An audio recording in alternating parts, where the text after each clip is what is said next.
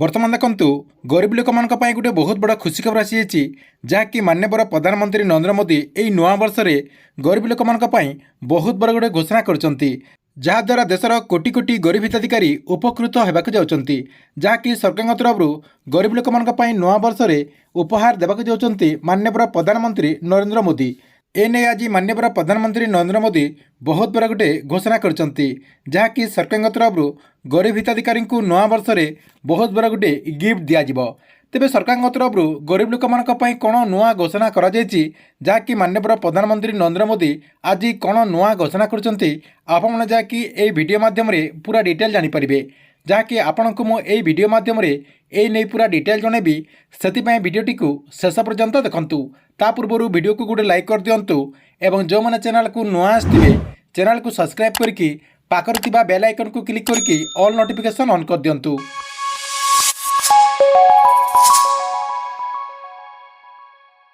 तेबे प्रधानमंत्री नरेंद्र मोदी गरीब लोक मान कौन नुआ घोषणा करछंती देखंतु। एठी आपण स्क्रीन माध्यम देखि पारथिबे गरीब लोकंकु नुआ वर्ष रे उपहार देले मोदी सरकार।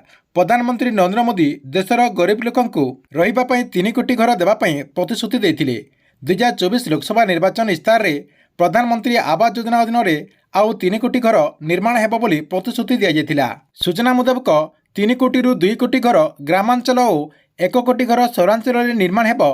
एबे एही प्रतिश्रुति पूर्ण हेबाक जाउची।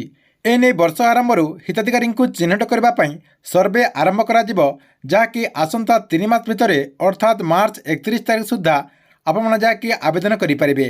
मार्च 31 तारीख आवेदन करिवार लास्ट डेट रही से तारीख भितर आपण जहाँकि आवेदन करेंगे।